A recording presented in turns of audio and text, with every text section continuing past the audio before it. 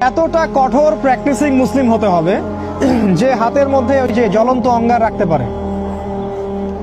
ঠিক আছে, মানে একজন মেয়ে আমাদের ছাত্রী পরীক্ষা দিতে গেছে, তাকে যদি বলে যে এটা খোলো, না হলে পরীক্ষা দিতে দিব না, পরীক্ষার খাতা ছুড়ে দিয়ে চলে আসবে। দিস ইজ ইমান।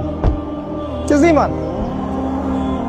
একজন অনেক বড় বিসিএস ক্যাডার, তাকে বলেছেন যে এই সুদে সাইন করেন, চাকরির পেপার ছিঁড়ে মুখের উপর দিয়ে চলে আসবে। দিস ইজ ইমান। আর যদি এগুলো করতে ব্যর্থ হয়, নাম কাটা, ওই যে আগুন রাখতে পারেনি। এক কথায় আসহাবুল কাহফ যেমন ছিলেন তেমন হতে হবে। এখানে কোনো কম্প্রোমাইজ নাই, এক বিন্দু পরিমাণ ছাড় দেওয়া যাবে না। আপনি এক বিন্দু ছাড় দিবেন, আপনি 10 বিন্দু হারাবেন। একবার ছাড় দিবেন, কোনোদিন ধরতে পারবেন না, কোনোদিন না।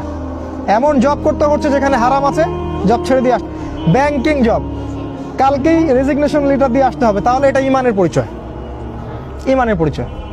আদারওয়াইজ আপনি মায়ের সাথে জেনা করছেন। Be careful. ইলম অনুযায়ী আমল 2। 3 নম্বর হচ্ছে ফ্যামিলিকে সিকিউর করতে হবে, ওদের পরিবার পরিজন ঠিকঠাক মতো ইসলাম